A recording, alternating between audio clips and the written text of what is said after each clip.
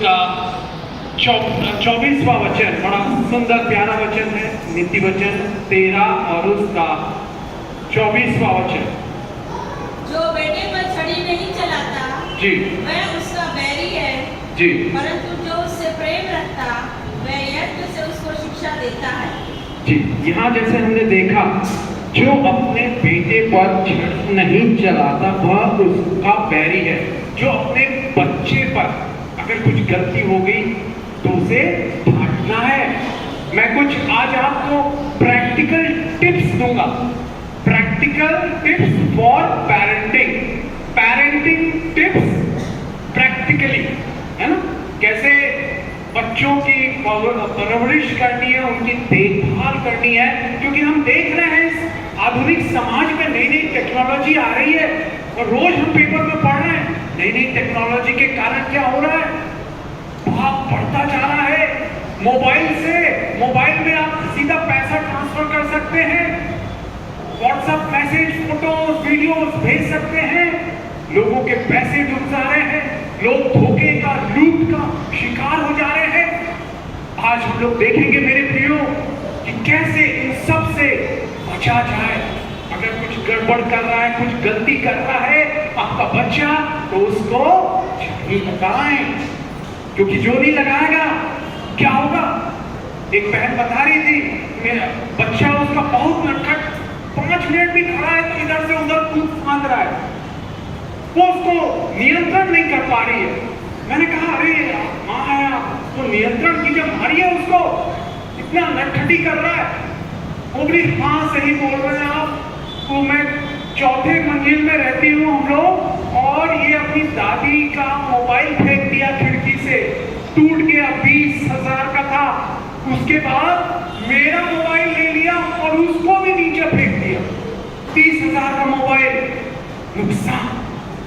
छड़ी चलाना, अगर गलती करे, गड़बड़ी करे तो हमें रोकना नहीं है, क्योंकि हम उनसे प्रेम करते हैं।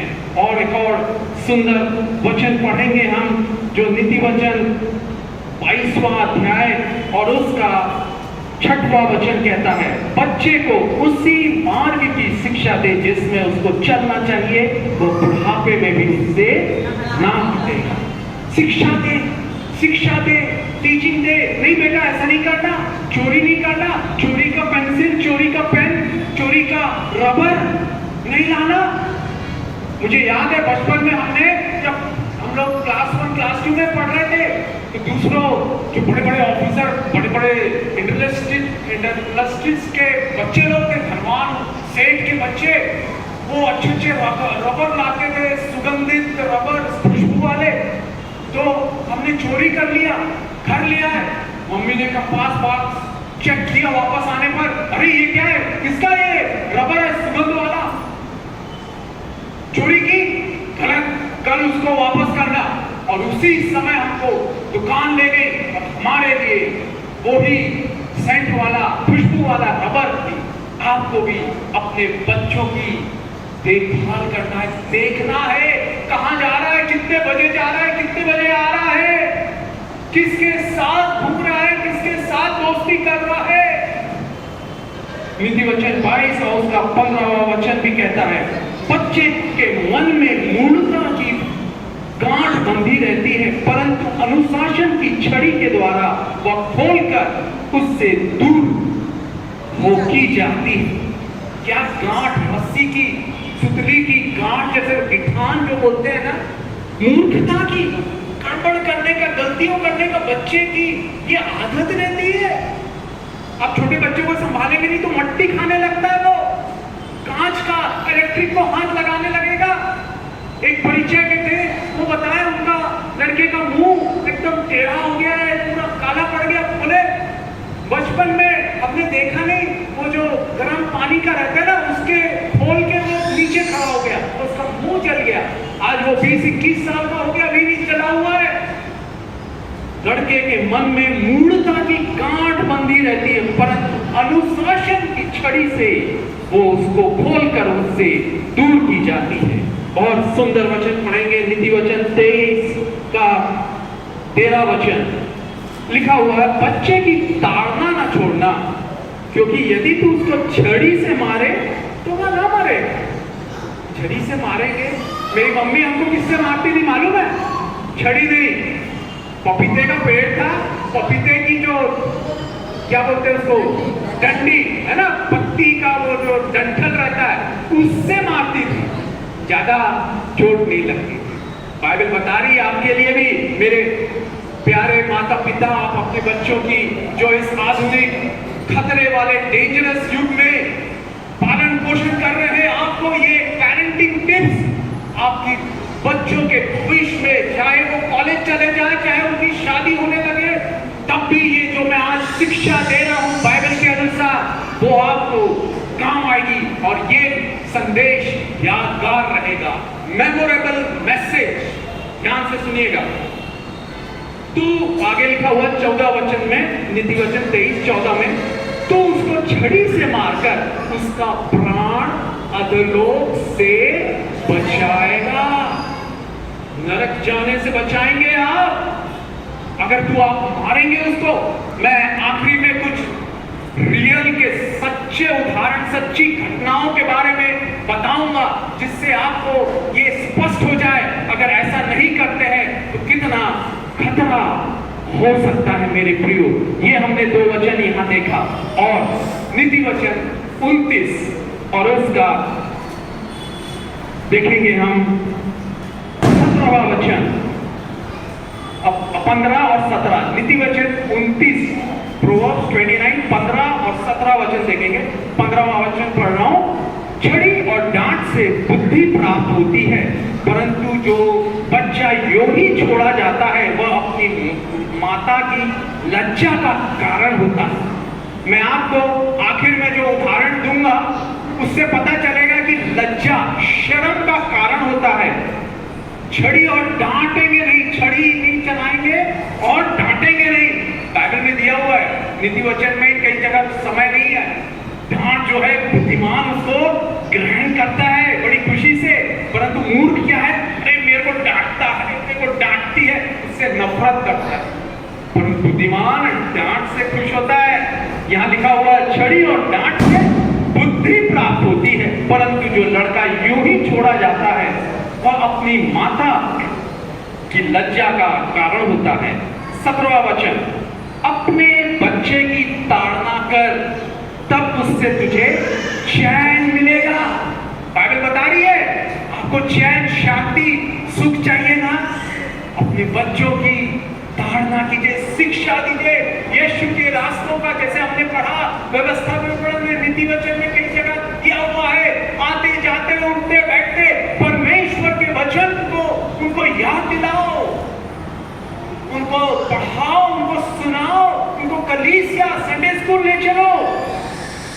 और लिखा हुआ है वही 17 के, अपने बेटे की ताड़ना, बच्चे की ताड़ना कर, तब उससे तुझे चैन मिलेगा और तेरा मन सुखी हो जाएगा। हम सब चाहते हैं हमारा मन सुखी हो जाए। बाइबल बता रही है अपने बच्चों की परवरिश करते हुए, पेरेंटिंग करते हुए कैसे हम सुखी हो सकते हैं, उनकी ताड़ना, छड़ी और डांट से। मेरे प्रियो, मैं आज आपको कुछ सच्ची घटना बता रहा हूं जो मैंने आंखों देखी है।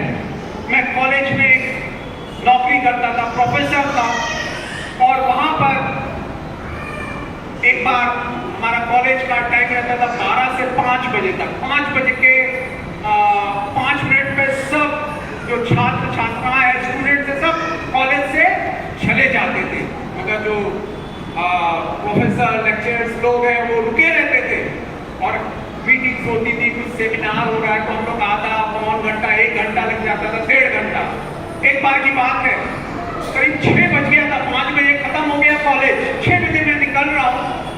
मैंने एक जवान को देखा यामाहा गाड़ी में, उस समय यामाहा 20 साल पहले, आज की जो एसयूवी बड़ी BMW कार है, उस समय बाइक में यामाहा मतलब बहुत शानदार गाड़ी, महंगी गाड़ी होती थी।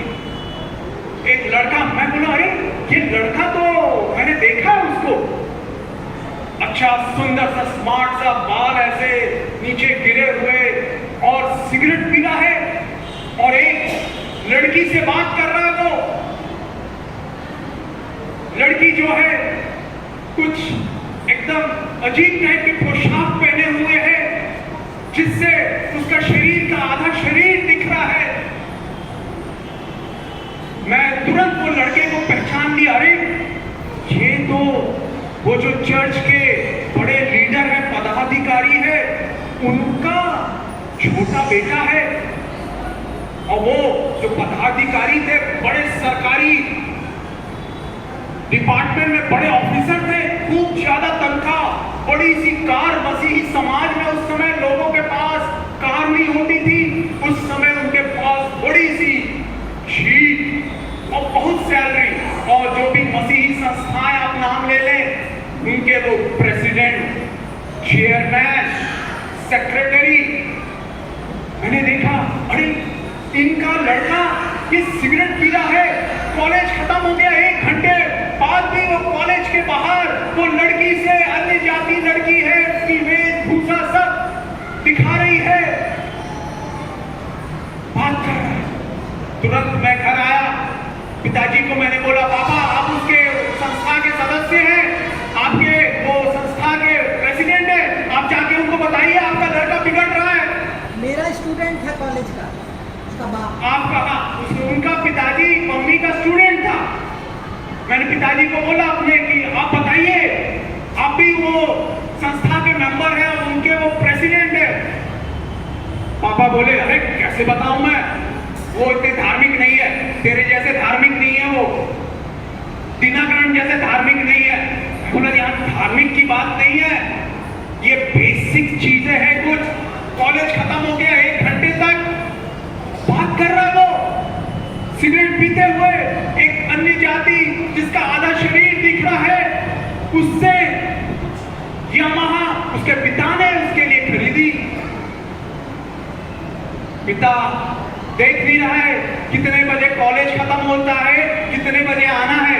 मेरे प्यारे माता पिता, अपने बच्चों की देखभाल कीजिए, देखिए कितने बजे स्कूल खत्म होता है, ट्यूशन खत्म होता है, कितने बजे आता है, आती है आपके बच्चे लोग।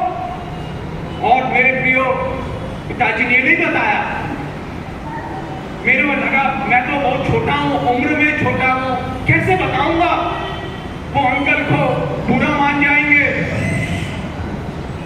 समय चला गया, साल बीतते गए, मेरे को और कहीं अलग शहर में नौकरी, मैं चला गया, कांटेक्ट छूट गया। अचानक से जब मैं आया यहाँ क्रिसमस के समय, मुझे पता चला वो लड़का जिसको मैंने देखा था, किसी अन्य जाति लड़की से शादी कर ली। और वो अन्य जाति लड़की बड़े इंडस्ट्रियलिस्ट की लड़की है, बड़े उद्योगपति की बेटी है वो, उधर उत्तर भारत की। और उन्होंने बोला, तुम मेरी बेटी से शादी कर रहे हो, ठीक है, तुम दूसरे मसीही हो, मैं करने को तैयार हूं, मगर ये शर्त है, तुमको मेरे साथ आके उधर रहना पड़ेगा मेरे शहर में। वो लड़का अपने माँ बाप को छोड़ के, उससे पहले उसके पिताजी ने यहाँ की पॉश कॉलोनी में उसके लड़के के लिए, वही लड़के के लिए एक फाइनेंस का बड़ी कंपनी का ऑफिस उसके लिए खोला, लाखों का इन्वेस्टमेंट किया पिताजी, अपना खुद का पैसा लड़के के लिए। वो लड़का सब छोड़ दिया, डुबा दिया और अपनी पत्नी के घर चला गया, घर जमाई बनते हुए।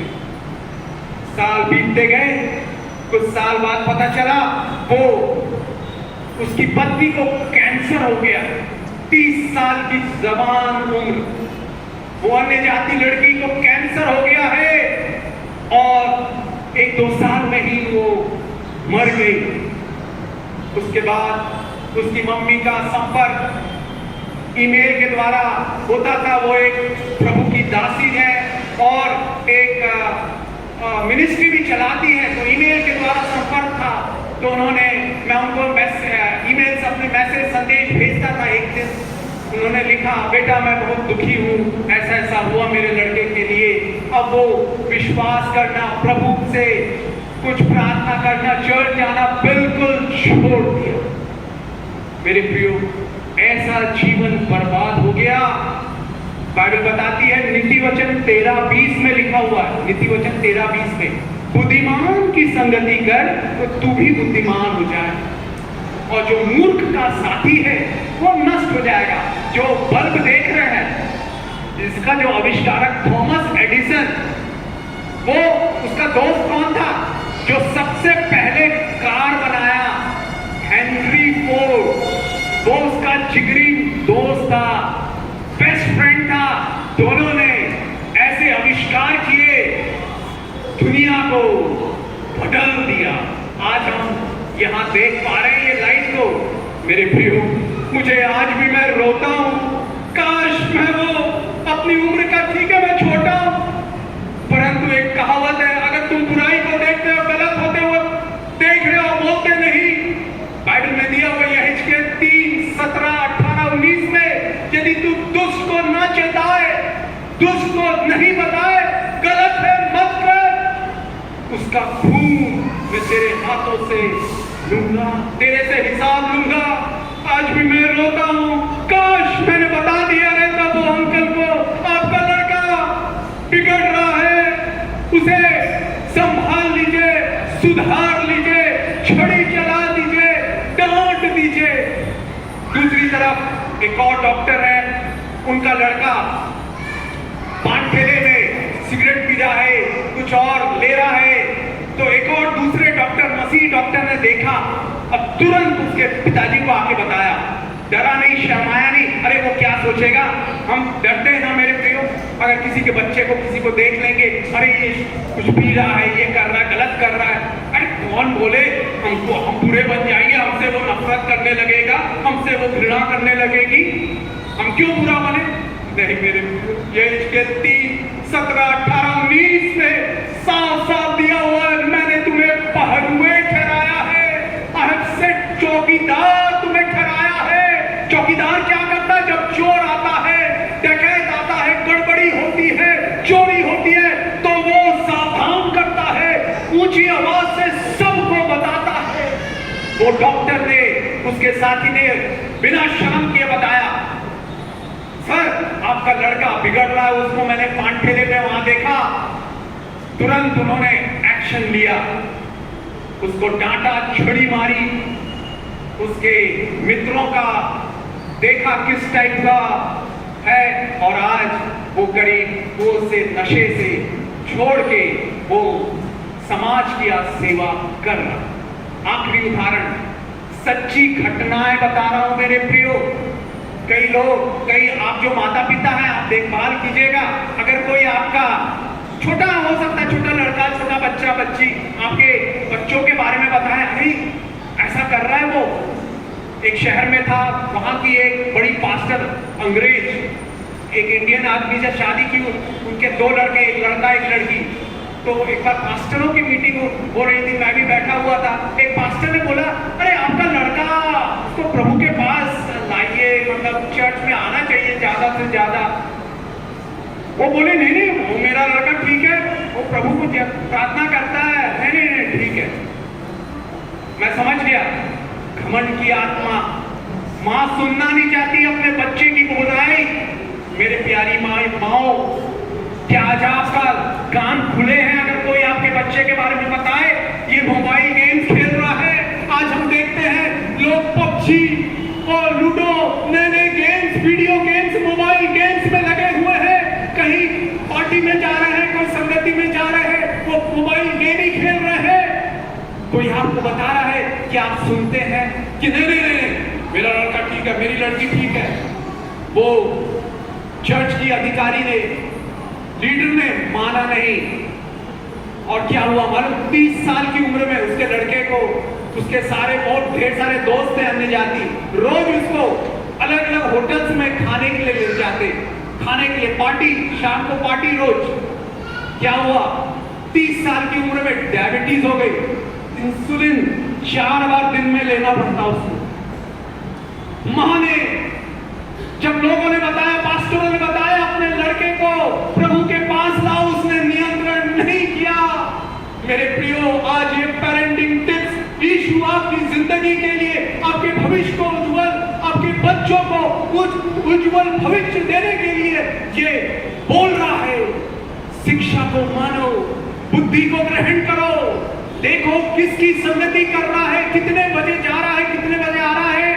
मेरी मम्मी, हम लोग ट्यूशन जाते, स्कूल जाते, वो वहां पहुंच जाती, कैसे कर रहा है, ट्यूशन मास्टर से पूछती मेरा बेटा कैसे कर रहा है, आया था कि नहीं, कहीं छुट्टी तो नहीं मार दिया।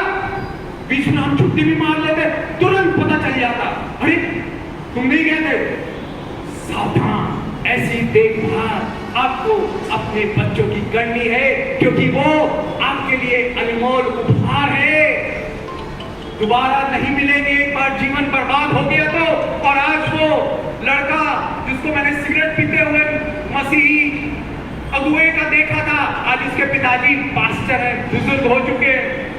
आज कुछ महीने पहले मुझे मिले, मैं आज भी दिल ही दिल उनके लिए रोया। अकेले हैं वो, कोई नहीं है, बेटे, 2 बेटे हैं, दोनों बेटे अलग अलग जगहों में, कोई सेवा करने के लिए वो पास्टर है, आज कोई सेवा में नहीं है, कोई बच्चे सेवकाई में नहीं है। दूसरा उदाहरण, जब मैं 10वीं 9वीं 10वीं में था तो हम लोग जो मसीही परिवार थे एक साथ प्रार्थना करते और खाना खाते। तो एक परिवार के दीदी थी, उनकी बेटी थी, हमसे बड़ी थी, वो कॉलेज में पास आउट हो गई थी, और हमने देखा वो बड़े हंसी खुशी से सबसे मिलती है। और बाहर खेलने के लिए गया तो खेलने के लिए जो सड़क पे है वहां वो चिल्ला रही है लड़कों को देख के, ओए ओए। तो बड़ा अजीब लगा, परंतु उसके पापा एक बड़े ऑफिसर और चर्च के बड़े पदाधिकारी कैसे उनको बोले, हम तो छोटे हैं, अरे अपनी लड़की को संभालो। नहीं बोला, किसी ने नहीं बोला। कौन बुरा बोले, कौन बुरा बने, अरे सब अच्छा अच्छा, स्वीट स्वीट 16। नहीं मेरे प्रियो, दवाई कड़वी लगती है मगर लेना जरूरी है। अगर नहीं लेंगे, नहीं बताएंगे, वो एक रोग पूरे शरीर को, पूरे जीवन को बर्बाद कर देगा। साल बीतते गए, लड़की के लिए, उनकी बेटी के लिए कई प्रपोजल आने लगे। वो लड़की मना करने लगी, अरे नहीं, वो तेल लगाता है, वो चश्मा पहनता नहीं करूंगी मैं, कम पढ़ा लिखा है, ये है वो है। और पिता को काफी घमंड, my daughter is a graduate. 80 की दशक की बात बता रहा हूं, स्नातक है मेरी बेटी। और कुछ साल बाद खबर आई वो बेटी किसी और के साथ भाग गई। किसके साथ भागी? अन्य जाति, जो ऑलरेडी जिसकी शादी हो चुकी है उसके साथ वो भाग गई। और वो जो उसका पति था पीता था, और पी के किसी का मर्डर कर दिया। और आज वो भाई पास्टर है बड़े चर्च के, 3 बच्चे थे, कोई भी सेवकाई में नहीं है, कोई भी सेवा में नहीं है। क्यों?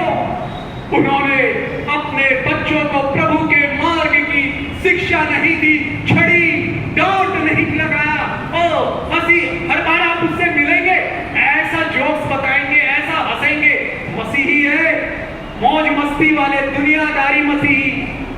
मेरे प्रियो, आज की शिक्षा, पेरेंटिंग टिप्स बहुत महत्वपूर्ण है, इसे जिंदगी भर याद रखिएगा। ये सच्ची जो घटनाएं बताया हूं, आप अपने बच्चों की देखभाल कीजिए। कितने बजे ट्यूशन जा रहे हैं, कितने बजे आ रहे हैं, कौन उनका दोस्त है।